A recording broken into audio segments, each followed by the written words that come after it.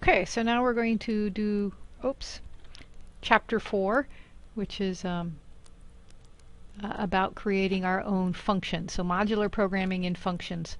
You know, I liked this book in the beginning when I picked it out because it had better examples that were more interesting from an engineering point of view, but this book is actually a little bit sloppy from a programmer's point of view. So this PowerPoint, hopefully this particular lecture will make up for a lot of that deficiencies in chapter 4. I didn't think chapter 4 was written very clearly for you.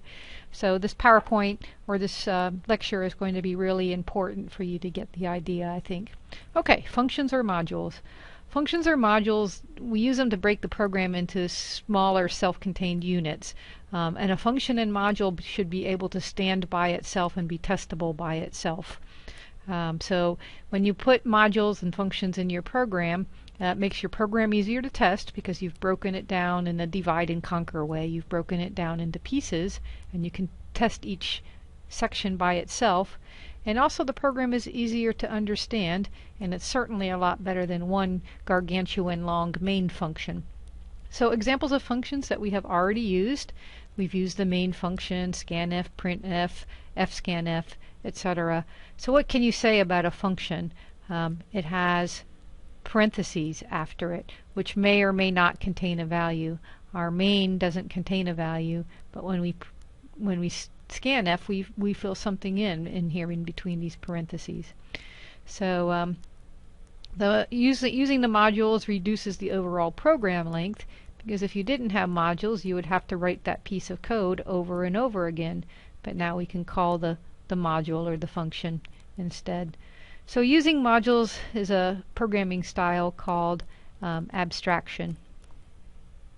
So also in this video I've tried to highlight key words that you should understand. So you can see abstraction is a different color. You should know that as a vocabulary word. So here's a kind of a structure chart of how a program would be structured. Your book uses structure charts, and I have their picture here next, but I like this structure chart better.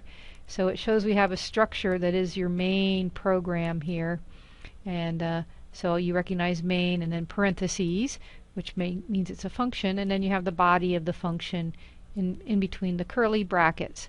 So inside this main function, which is always where our program execution starts, inside this main function we can call other functions. In this example I'm calling function 1. So the program execution will be going, it will have a call to function 1, it will go over here to wherever function 1 is stored in memory, do whatever function 1 says to do, return whatever it says to do, and it will come back to the next line of execution in the main function. Then somewhere later on I have function 2, a call to function 2. So here's function 2. It does some things, but function 2 also calls other functions. Function 2 calls function 3. So function 3 goes out and gets executed, does whatever it's supposed to do, returns whatever value it's supposed to return, comes back to the next line of code in function 2, and then continue. Function 2 is not over yet. Function 2 does a call to function 4, does something, comes back to the next line of code, and finally you hit this return value, what puts it back at the next line of code past function 2. So that sequence of events of putting functions in, this is the flow that occurs, and you can follow 1, 2, 3 on this diagram. The other thing to note is that I cannot, if I'm in function 2, I cannot do a return back to here and then later a return from function 3. So you have to, when you do a function call, you have to go out, do the function, complete the function, come back where you left off in the program. So functions can't overlap, if you will. So this is the example that the book has for a structure chart, showing that in a main program I have a call to using some, I guess, a module called rand float. But I don't think this picture is as descriptive as the one that I have here in your PowerPoint. But you can take a look, and that's what they're trying to say. I thought it was a little confusing the way this textbook tried to say it, but you can see that they're, like in this one is a main function. It calls two other functions, but it's not clear really how the program is structured. This is their other example, trying to show that this function could call this function, could call this function. And again, their pictures aren't very clear, so I hope I cleared it with my picture. So the syntax of a function, and the syntax is how you type it, what form it has to be. If you don't type it in a valid form, you'll get a syntax error when you try to compile. So this is an example of a function and all of the pieces that have to be in a function. So the function has a name. My function is called do something function. So my function has to have a name, and this all information is in the function header. This first line of code is the function header. The function header has the function name. It has what kind of parameters the function is going to use, and it says what kind of data type is going to be returned by the function. So any of our data types that we have learned about so far are valid. It could be a character, it could be a double, it could be a float, it could be an int, and it can also be a void, meaning a nothing. So void is also a valid data type. So you have to have a return type.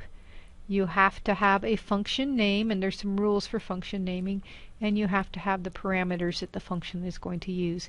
And you can have more than one parameter, and the parameters would be separated by commas. And the parameters also have to have a type. So I have a parameter here that's called x, that somewhere in the body of my function I'll do something with x. But x is going to be of type double. And then we have the body of the function. The body is enclosed in curly brackets, just like the main function is. And inside there you'll have your declarations and your statements, just like in the main. And the last line will be return. And you'll return some kind of an expression. The type of thing that you return has to match the return type that's written in the header information. So if I return an int, this better be an int. If I want to return a double, it better be a double. So expression could be just a number. Expression could be a calculation also. But in this case, expression has to be of type double. So after you've made up what your function is, here's my function, my do something function, then the main program gets to call the function. So the main program will call the function when it needs it. So in my example right here, I have something called, I make a declaration for something called an answer and a min, which is 2.34, and these are both double values. Next line of code says answer gets assigned to do something function evaluated at min. So what will happen is it will call the do something function, which is down here below, and this value of 2.34 will get passed into this function. This function will do its thing, whatever it does to 2.34, and return some kind of an answer, and it will come up here, and now answer will have that value. So that's the sequence of the execution. When I look at the function, this part right here is called the parameter. And early on, maybe a couple weeks ago, I mentioned that there was a difference between parameters and arguments. Here is where the difference comes into play. In my function, it's defined with a parameter. A parameter is something that will take on a value when the function gets called.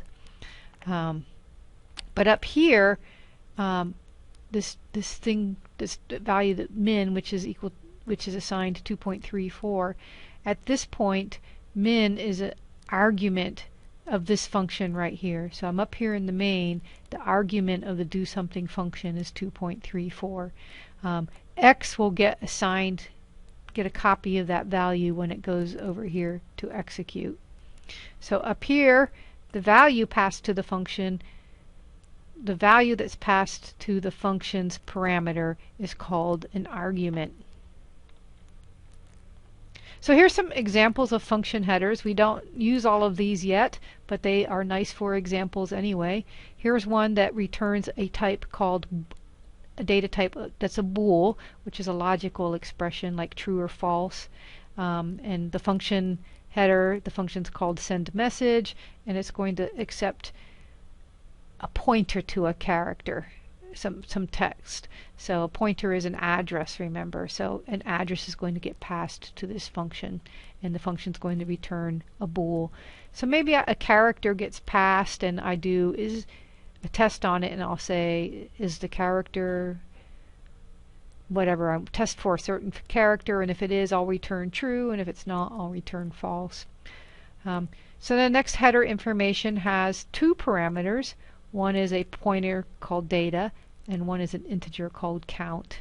But this function just prints data, and it doesn't return anything, so you don't have to return a value. This function, the next one called sumIt, the header, in the header the function name is called sumIt. It's going to return an integer, but it's going to expect to get an array, which we cover in the next chapter, passed to it, so you can pass an array also. This is a fancy one down here. This function doesn't accept any parameters, but it returns an address to a place where there's a character. So naming your function names cannot be a reserved word. Those are all the special words in C, like double, int, void, main. Those are all special words. They're reserved words, and you cannot use them to name your function. The first character must be a letter. After that, you can put digits in, but the first character must be a letter. And the name of your function should be meaningful. It should describe what the function does. Functions are generally an action of some kind.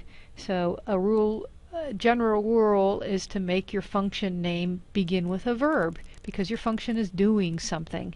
It could be calculate something. So it should begin with a verb. I'm going to give an example today of a case where I didn't use a verb, but in general, get message, sumIt, print data, send message, these function headers all begin with a verb. So the last thing is I happen to prefer camel casing for function names. So camel casing is the first letter is not capitalized, and all the words in between get a capital letter. So it would be like these, but with the first letter not capitalized. Some people, and it will depend on who you're programming for and what the convention is, some people prefer identifiers to start with lowercase and be camel casing, but functions for their names to be what's called Pascal casing. This is Pascal casing. I don't remember what I put in my grade sheet right now, which casing I expected, so I'll have to check that. Or you check that. So one more thing that I want to point out before we can actually use our functions. So I have a little snippet of code right here. Here's my main, and here's my function. It's still the do something function, and main will call it. But if I actually tried to compile this code and run it, I would get a compiler error. And the reason is because I'm going through and I'm executing this program. The do something function hasn't been declared anywhere, so the compiler doesn't know what to do with it. So we have a special way of declaring functions in the program so that you can compile. To declare a function declaration, that it's actually got a special name called a function prototype. It defines the characteristics of the function for the compiler. Just like we say int count equals 1, we are defining to the compiler that count is expected to be an int data type. So we do the same thing for a function. So we tell the function's name, we have to give what type of return value there will be, and what type each of its parameters will be. So your function prototype or your function declaration is written exactly the same as the function header. So it looks exactly the same, except that there's a semicolon at the end, and you put it where you put your declarations. So it's called a prototype instead of a declaration generally because it provides all the external, which means to the rest of the computer, specifications for the function, and the compiler will know what to do. As an example, when you see the header file standardio.h, it contains function prototypes, which are like declarations, for the printf, scanf, those type functions that we have been using. So, where do you put these declarations? You can put the declarations where you put all your other declarations inside the main, but it can also be outside the main, and then it's more like a global declaration that we'll talk about in a few slides. So this is the preferred way to do it for our class, is to make your function prototype along with your other declarations in the main. So that's what I've done. What I've done here, I've declared it in the main, and then when I compile my program, do something function will be recognized. So now I'm going to pull all of this information that I told you, pull it all together into one program.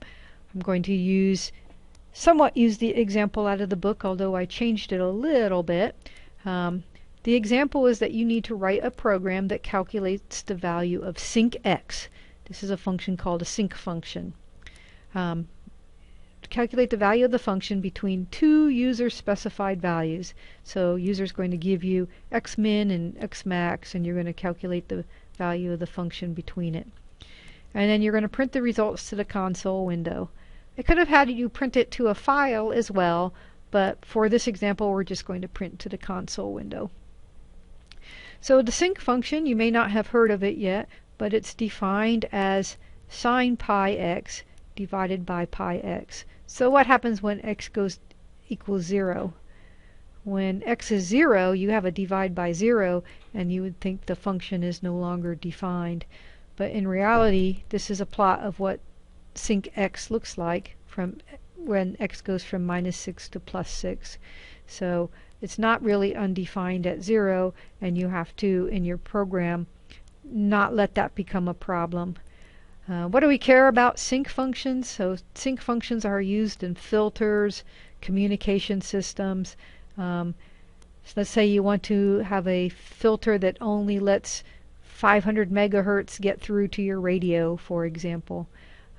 You would have a filter called a bandpass filter that would only let that particular frequency get through. But a bandpass filter is not perfect, and in reality it looks something like this, and it lets frequencies past the center frequency get through.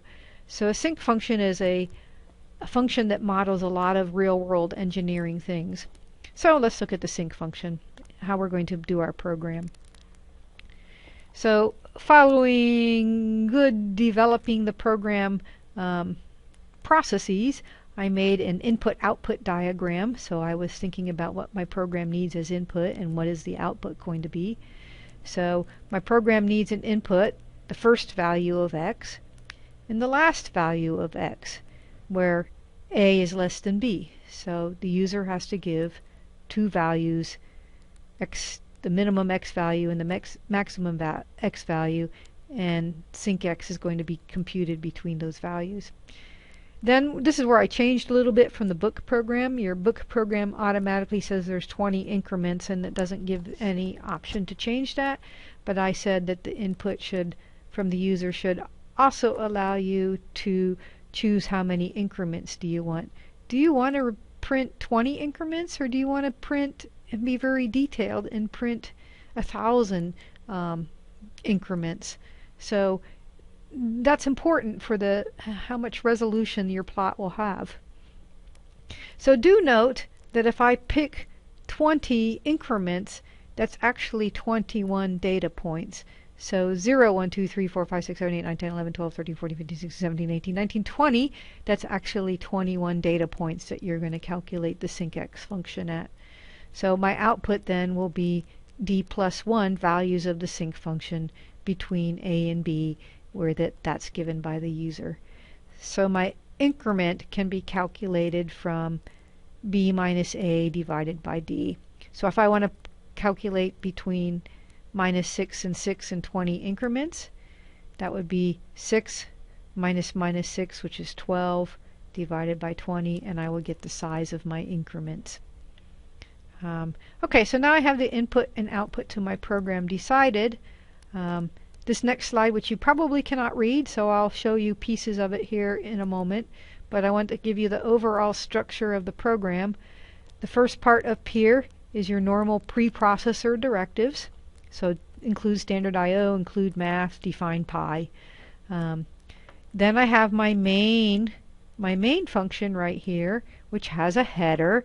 The header, the function name is main. It doesn't have anything passed to it, so the parameter is void, and it returns an int. So then I go, and here's my main function. In my main function, I have some declarations that are occurring, which let me show them to you up close here, just in case you can't read that. So here's the function. Here is my preprocessor directives. Here's my my main function header right here, and now I have, in these next 3 lines, I have my declarations. Let me zoom it in a little bit. Here are my declarations. So I'm declaring an int data type, I'm declaring some double data types, a, b, d, and x increment, and there's a new increment involved. And then I have my function prototype, or my function declaration, where I've declared a function called sync. It's going to accept a double parameter, and it's going to return a double parameter. And that's how you make the function prototype declaration. It looks exactly like the function does, except it's got a semicolon at the end. So then I go and do body of my program here. So body of my program has some user information. It calculates the x increment right here.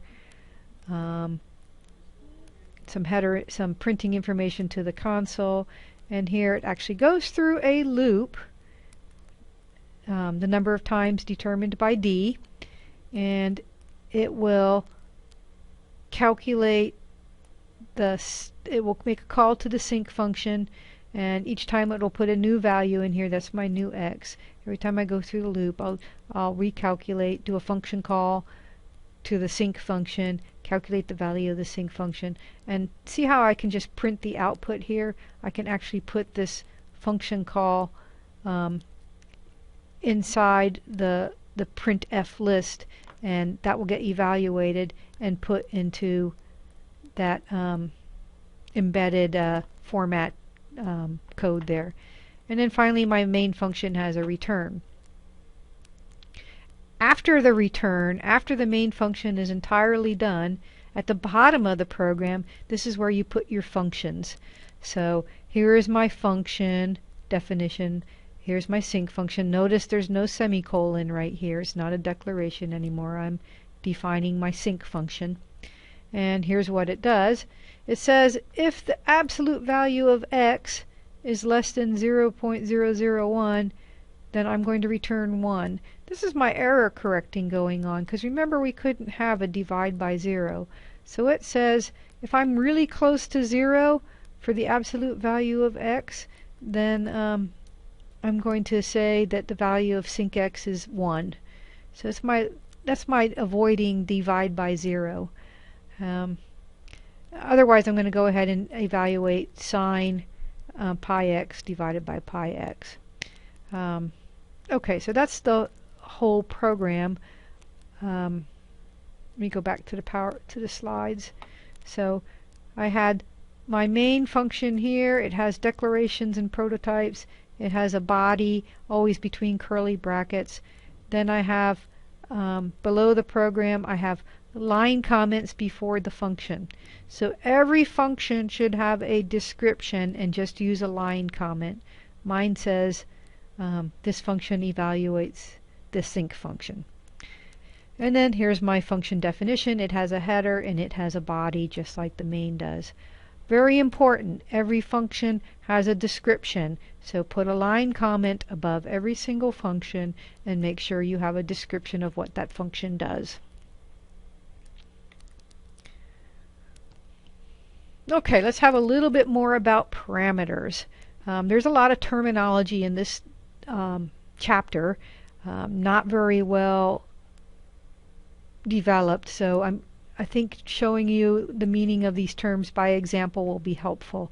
So I have a little piece of code right here. Somewhere up in the main I declare this value 1, value 2, and then I call a function called average, and average averages the two values of value 1 and value 2. And down below I have the function definition. So it returns a type double. Its name is average. I should have really called that find average. That would have been a better name for a function name. And its parameters are x and y are both type double. And then here's the body, and it just does one thing. It finds the average and it returns it. So x plus y divided by 2, and it will return a double value.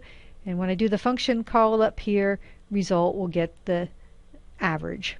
So that's what happens when the function call is made. So x and y are parameters, and value 1 and value 2 are arguments. But when x and y access the value of value 1 and value 2, they're really getting copies of what value 1 and value 2 is. So value 1 is 4, value 2 is 6. X will get a copy of that. This principle is called pass by value. There's another principle, pass by reference, that we're not going to talk about yet. But here you're actually passing into the function by value. So x and y are called formal parameters because they are in the function definition. So they're in this header line and they are formal parameters. When the function is actually called and used, x and y take on values, and at that time they are called actual parameters. Note that while this function is not being used, x and y do not have a value. They are just the formal parameters of the function. So let's more information about variables. I said there was a lot of vocabulary in this chapter. So using that same little simple example of finding the average, so when the function is called, x and y are automatically created by the function, and because they're automatically created, they're called automatic variables. They are also local variables. They are variables that exist only when the function is being used by the program. The x and y are destroyed when the program execution leaves the function or the block in which they were declared. So, so when I leave this little block of code, x and y are destroyed. They don't exist anymore. This is called the scope of the variable, and the scope means it's the part of the program where the variable actually exists. So x and y exist only during the evaluation of a function. If I'm somewhere else in the program, x and y don't exist. So the values are stored only when the function is evaluated, and they are part of automatic storage class that's used for these variables. So let me show you how it could be differently. So usually we've made our declarations inside the main function. You could actually make your declarations outside the main function, which is this snippet of code on the left. When you do that, these are called these variables are now global because they're recognized by the main function, and they should be also recognized by any other functions because they've been declared outside the main function, so they are global. Usually we declare make our declarations inside the main function, and then they're local. When they are local, they are only in scope. They only exist while you are in the local function. In this case, it's main. So I have an example here. I'm going to show you running it. Do I actually have to run it? No, I could just show you on here.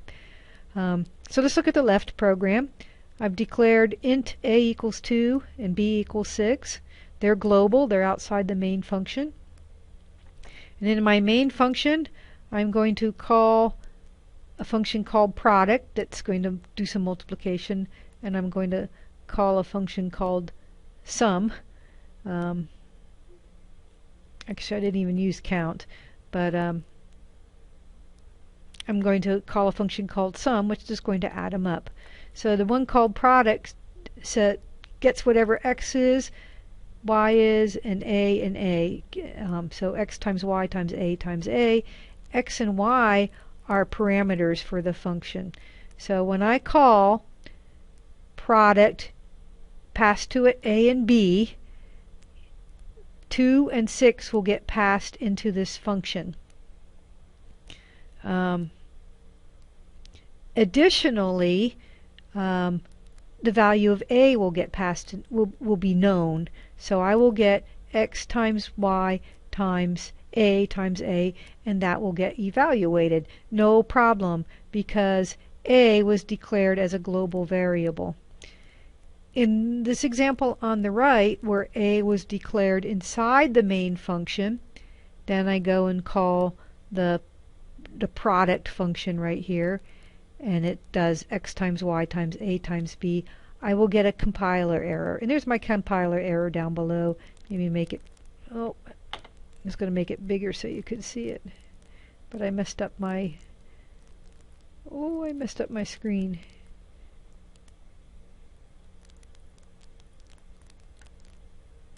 Okay, I'm okay. Sort of. So I tried to compile this program on the right, and I got a compiler error that a is undeclared right here where I used it. And it tells me where. It tells me right there on the line where a mistake has occurred, x times y times a. So inside of this function, a isn't recognized. Why? Because a exists only in the main function. It doesn't exist in this other function down here. It only exists down here when I declare it as a global variable. So let me show you another trick.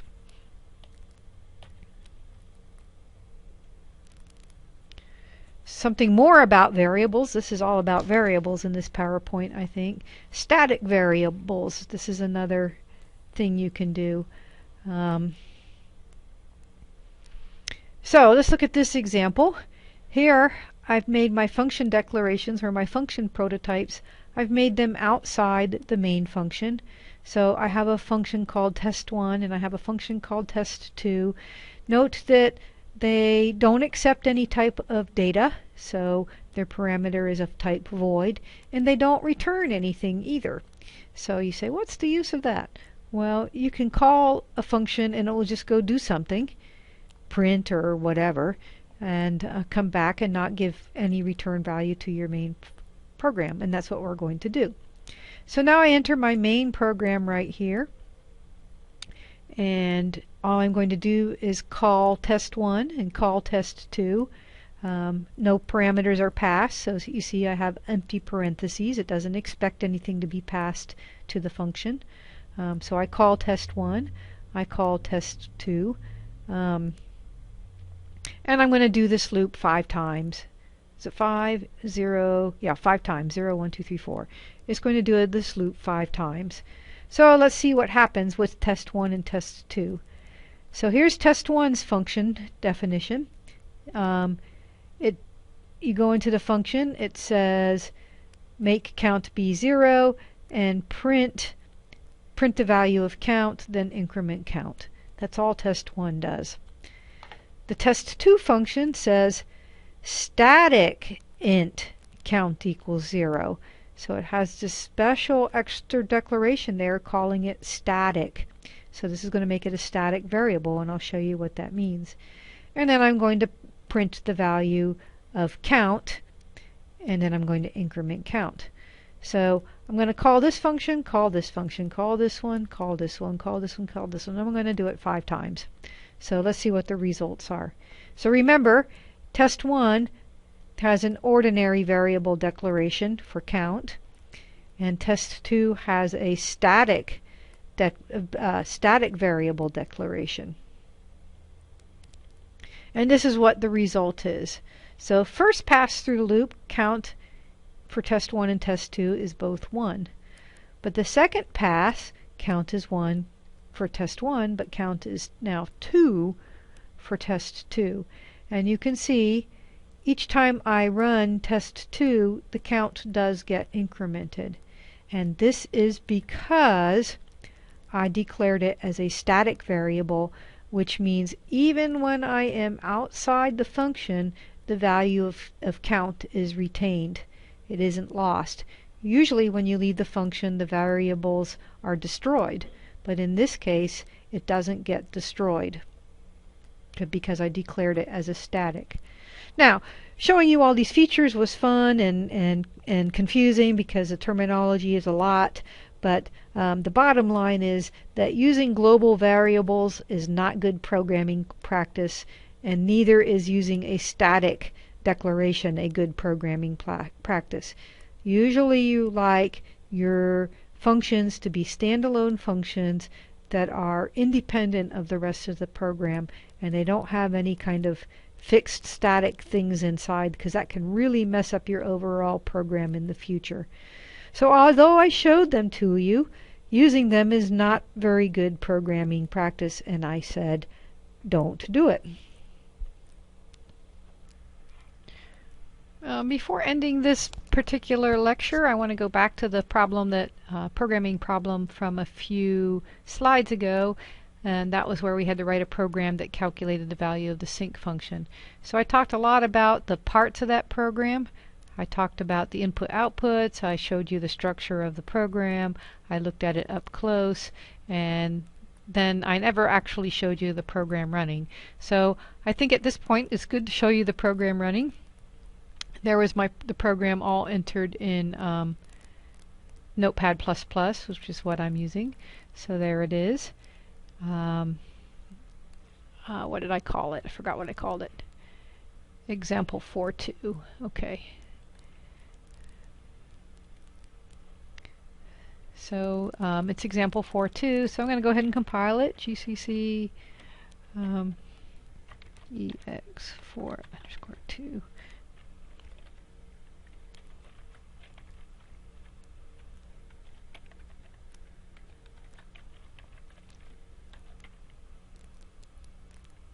Compiled OK, and I'll go ahead and run it.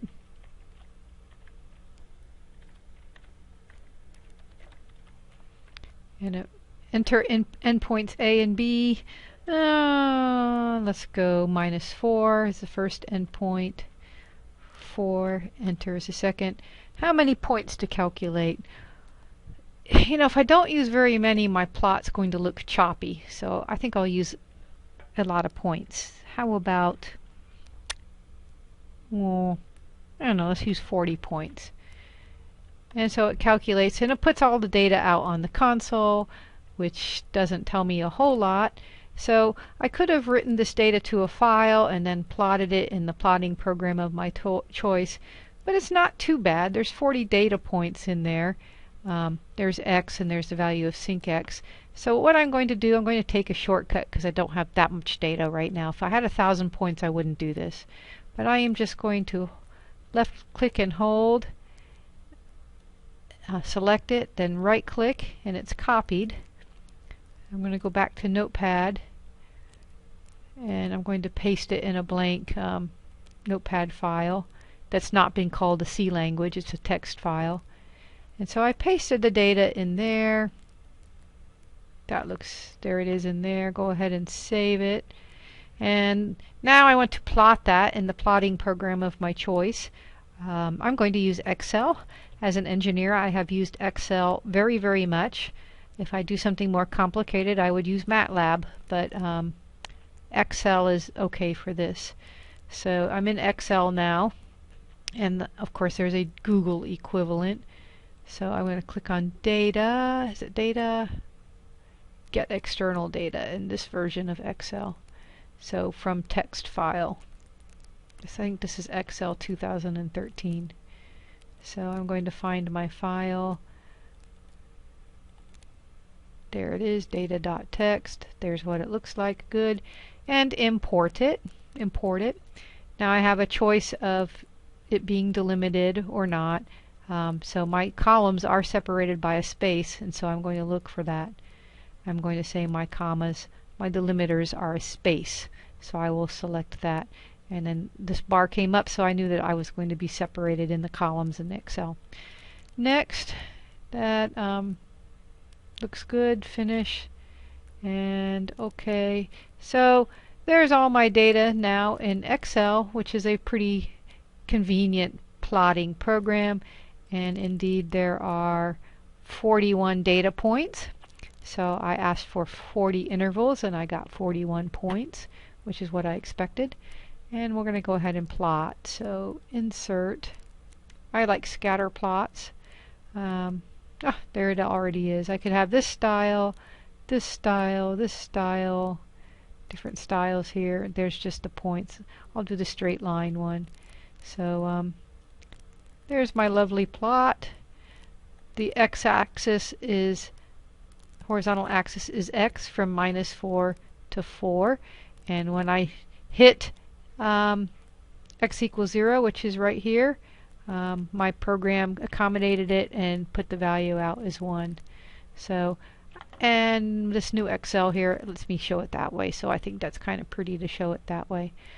So program works, and I showed you a cool way to look at the data. Now, if I had not chosen 40 data points, I'd get a really choppy looking plot. So make sure you have enough, it's called resolution, to make a decent looking plot. So works well. So now that I've done that, back to the last slide that I was on a moment ago. This will be, I'm at probably getting close to an hour for this whole presentation, so I think I'll stop it here and make a different presentation for the next section. The next section will be about random numbers, and now we're going to be able to make simple games. Guess what kind of programming problems you're going to have for homework?